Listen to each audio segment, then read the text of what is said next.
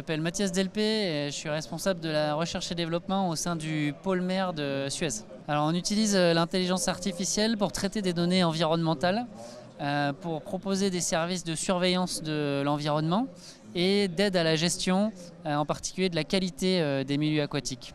Donc on déploie des systèmes de mesure comme celui que vous voyez ici, qui est un flotteur dérivant équipé de sondes de mesure de la qualité de l'eau. Donc on collecte un grand nombre d'informations sur la qualité et la dynamique des milieux aquatiques. On utilise aussi des outils de modélisation pour générer de l'information aussi sur les milieux fluviaux et les espaces littoraux. Et ensuite, des algorithmes d'intelligence artificielle qui vont permettre de traiter ce volume de données pour alerter en cas de risque de pollution et aider à la gestion, à l'amélioration de la qualité de l'environnement et des risques associés.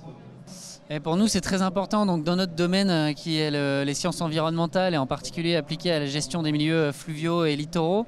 On utilise de plus en plus l'intelligence artificielle.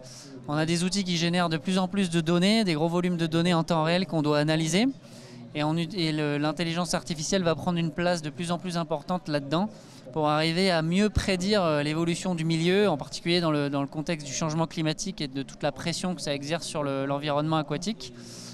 Donc on prévoit d'utiliser de plus en plus ces technologies-là pour combiner les usages de la zone littorale et des espaces fluviaux avec une préservation de la qualité de cet environnement.